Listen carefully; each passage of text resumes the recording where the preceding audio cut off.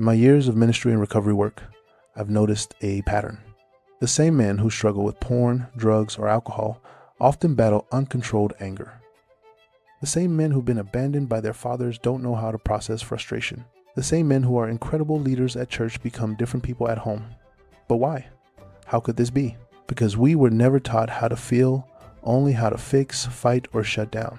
I'm Stefan, and today we break that pattern. Whether you lead a church or a family, if you are tired of letting anger hijack your relationships, you're in the right place. Or if you feel like you're a ticking time bomb, this is for you. Ready? Let's dive in. Did you know anger isn't evil? It's a God-given emotion. Jesus got angry. Mark 3 verse 5 says, he looked around in anger when people hardened their hearts. He flipped tables. He called out hypocrisy. So the problem isn't anger itself. The problem is what we do with it. Ephesians 4 verse 26 says, be angry and do not sin. That's the key. Anger is a smoke alarm. But what do we do when it goes off? Do we weaponize it? Do we bury it? Do we let it control our tone? If you don't investigate the fire, you'll just keep burning down your house. Here's what I've learned working with men. Anger is a mask. It covers fear, shame, and grief. And if we don't name those deeper things, we'll keep hurting the people we love. Most of us were never taught how to feel. We were taught how to be strong, how to provide, how to lead. But nobody sat us down and said, son, when you feel overwhelmed, here's what you do. When you feel disrespected, here's how you respond. So when life gets hard, when your wife questions your decision, when your kids disobey, when your boss overlooks you, when money gets tight, anger becomes our default. It's the one emotion we're allowed to express as men. Sadness makes us weak. Fear makes us cowards. But anger feels powerful. Except it's not. It's destructive. I've sat with men who've told me, I don't know why I yelled at my kids over something so small. My wife says she's afraid to talk to me because of my tone. I punched a wall and now my son won't look at me. I'm a deacon at church, but at home I'm a different person. And here's the pattern I see. These men aren't monsters. They're wounded. Somewhere along the way, usually in childhood, they learn that anger is how you survive, how you protect yourself, how you get respect.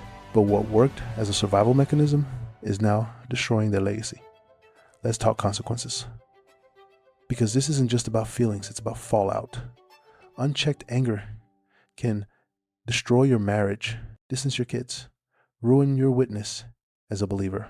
I've seen men lose everything, not because they were evil, but because they didn't know how to deal with their pain. Here's a real example from our ministry.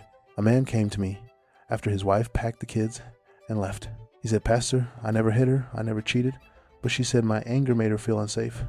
He was devastated. He loved his family, but his words cut like knives.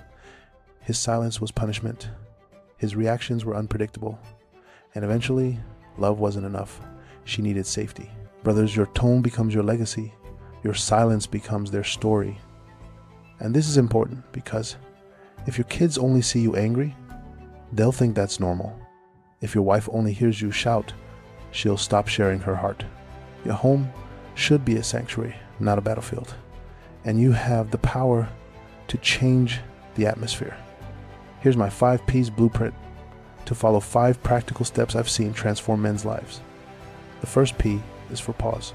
Proverbs 14 verse 29 says, whoever is slow to anger has great understanding. Before you speak, before you react, pause. Practically, this means when you feel that heat rising, physically remove yourself. Tell your wife, I need 10 minutes. Walk outside, count to 20, breathe. One man in our ministry keeps a note in his phone that says, is this worth my peace? Before he reacts, he reads it. That 30-second pause has saved his marriage more times than he can count. The second P is for pray. Invite God into the moment before you react. Not just, God, help me not be angry, but God, show me what I'm really feeling right now. Because anger is usually covering something deeper, fear of failure, shame from your past, grief over what you've lost. I teach men to pray, Lord, what's the real issue here? What am I actually afraid of? That simple prayer shifts everything. It moves you from reaction to reflection. The third P is process. Don't isolate. Don't bottle it up. Journal for 5 minutes. I know most of us don't like to write unless you are signing off a new car. Just kidding. But seriously, write down what triggered me today. What did I really feel underneath the anger? What would a healthy response look like? Join a men's group, call a brother, talk to a counselor. Isolation feeds anger, but brotherhood heals it. In our men's ministry, I've watched guys go from I'm fine to finally admitting I'm not okay and I need help. That's when breakthrough happens. The fourth P is protect. Identify your triggers and set boundaries. Common triggers I see: lack of sleep, financial stress, feeling disrespected at work, unresolved conflict with your father, overcommitment, and burnout. Set protective boundaries. No checking work emails after 7 p.m. Weekly date night with your wife. 8 hours of sleep minimum. Say no to commitments that drain you. Protecting your peace isn't selfish. It's stewardship. You can't pour from an empty cup. The fifth P stands for pursue peace. Romans 12 verse 18 says, as far as it depends on you, live at peace with everyone.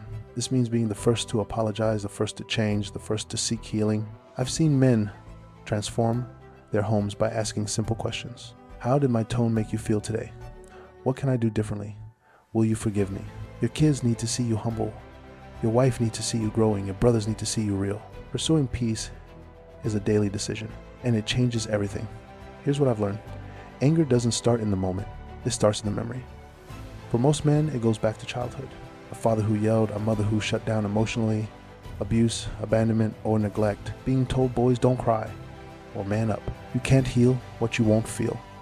For all the men watching this video, please join me in this prayer. Lord Jesus, show me where my anger began. Heal what I buried. Restore what I lost. Help me forgive those who hurt me, so I can stop hurting those I love. My brothers, that prayer is the starting line. But we both know that when this video ends, real life begins again. The triggers will come back, and you can't white knuckle your way through this alone. That is exactly why we built the CM Companion. It's a restoration tool right in your pocket. Remember those 5 Ps we just talked about? The Companion helps you actually do them. When you feel that heat rising, open CM Companion to the pause and process feature. It guides you through that 30-second breathing room. It has guided prayers for when you can't find the words in a private journal to dump those toxic thoughts before they become toxic words. My brothers, there's hope, counseling, honest conversations, forgiving your father, grieving what you never had, but it's consistent. And slowly, God starts healing the root. When the root is healed, the reactions change. You don't have to wait for a counseling appointment to find relief. You can start processing the root of your anger right now. Check the link in the description or go to www.champagneministries.com. Don't fight this battle unarmed, because here is the truth. The men who face their anger, who do the hard work of healing, they become the strongest leaders, the best fathers, the most compassionate husbands. Next week, we're diving into healing father wounds. Until then, remember, your tone becomes your legacy. Choose healing. Choose peace. Choose freedom. God bless you, brothers.